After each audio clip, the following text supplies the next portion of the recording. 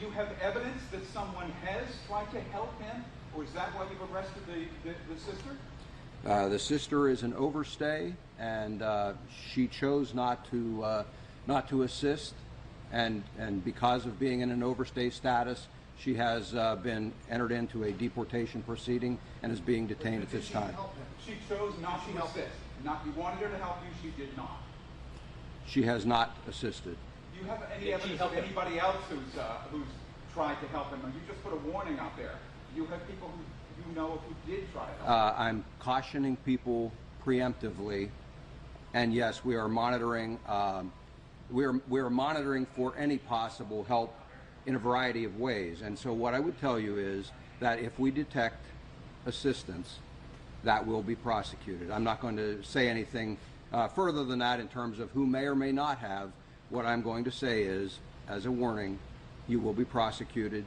There is an alternative path to try and assist with his safe capture. I want to touch base on the timeline here to make sure that we're correct. So he shows up at these homes 10:30, we think, Saturday night, but yet people in the neighborhood say police weren't making checks until well after 2 o'clock in the morning.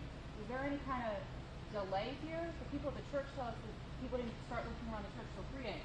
We weren't notified until well after midnight of the sightings. So 2 hours after he shows up at this house and has a conversation with At least 2 hours. Were there issues with 911 with that call from that family on the Ring doorbell camera? Were there any issues? And can you walk us through? Can you actually just walk us through that entire sequence? I'm not aware of any issues with the 911 system, and I'm not going to comment further. What I'm going to tell you, I've already laid out what the timeline was, and what I would tell you is that the individuals, for example, the one was not home at the time.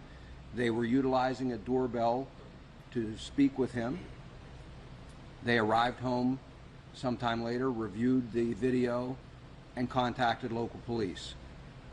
Whatever occurred there, we were not a part of it. We received the notice, and I gave you the time yesterday. I don't have it in front of me, but it was sometime around 12:30, as I recall, so after midnight when we received the notice, and our investigators then began working on that information. These are the only 2 places that you believe he was, because we have neighbors in another Phoenixville neighborhood telling us that there was a heavy police presence, that he was knocking on doors in that neighborhood as well. Those were the only 2 that we have reports that he communicated with anyone. Lieutenant Colonel, at this point, have there been any other visual confirmed sightings of him since this doorbell photo was released? There have not.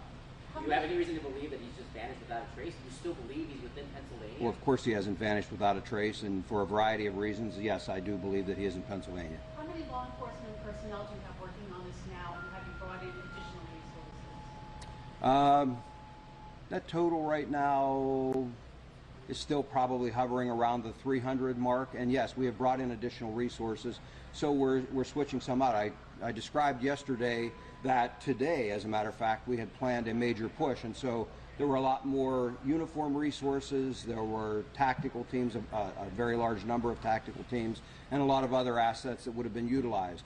We have instead replaced some of those resources, certainly not all, with other investigative resources, because as I told you, the investigation has shifted, and so not only the state police but our federal partners as well have brought in additional resources that we believe will be useful going forward.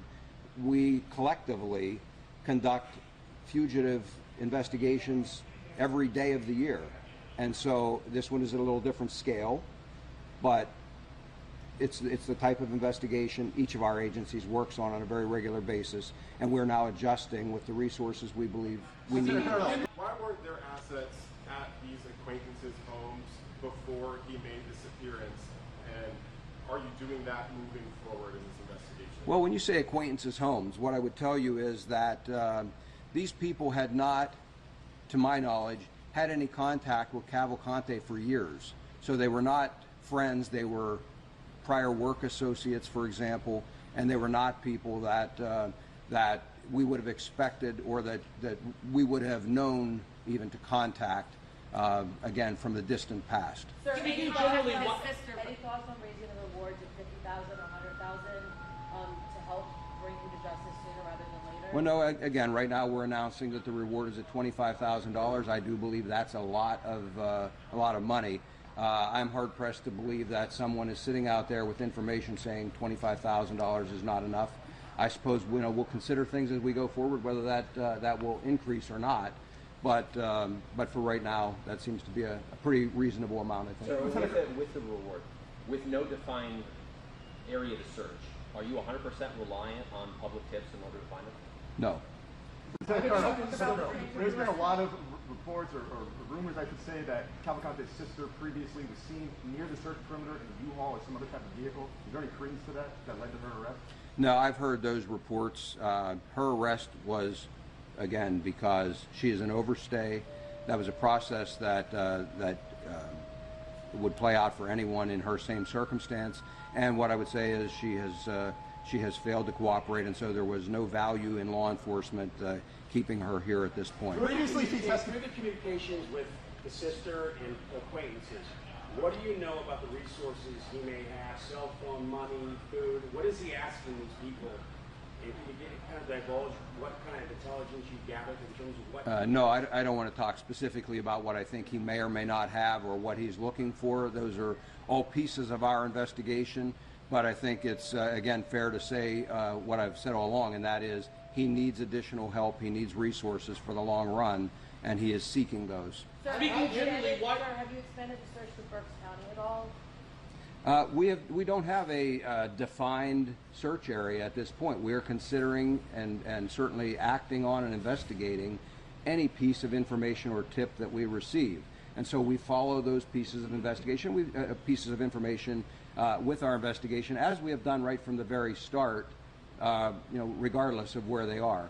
There are areas that I described, for example, in East Nanton Mill Township, for example, that may have a little more of our focus of some of our resources that are more visible. But again, that certainly is not a limiter at all for everything else that we're doing. Speaking generally, why do you still believe he's in Pennsylvania? Because I have no reason to believe that he is not. I don't believe he has the resources to get out of Pennsylvania.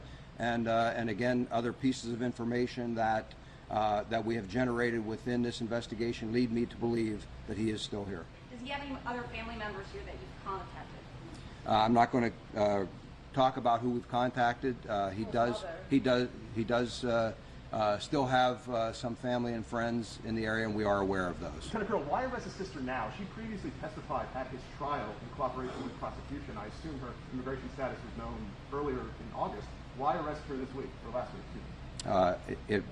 From my perspective, and while I don't have anything to do with the removal process, there is no reason for me to try to interfere in that process because she serves no value to the investigation and she potentially could provide assistance. And I'm not confident that she would not in the future if we let her out there. Can you talk about what led to the activity we saw last night? You said since the doorbell camera there weren't any confirmed sightings. Could you expand on that a little bit? We continue to receive a significant number of tips, and so again we will follow up on all of those. We have things that we are doing proactively, and so you may see some activity as a result of that. We have, and I said there are other things that may not be so obvious that you won't see that are going on as well. What kind of challenges is law enforcement facing in the search efforts in terms of terrain? I mean, obviously it's a very rural area, and you spoke about yesterday how he was able to manage his way outside of the perimeter. So what kind of challenges are we facing as we're heading? Very similar challenges in terms of the search efforts, very similar challenges to what we have faced previously to this point. Unfortunately, we don't have a containment area right now, so that's another, another concern and another challenge. But again, we're working through all of that, trying to pull together pieces of information so that we can narrow and a search area, and ultimately use those tools to be able to capture him. How did he slip out of the previous search warrant? As I said yesterday, I don't have a definitive answer on that. I have my theories of how that happened. I have those theories because I'm aware of the weaknesses that were in there. I explained yesterday that no perimeter is 100% secure. It's not a wall. It doesn't have a ceiling. It doesn't have all of the things that you might normally use if you're trying to contain someone.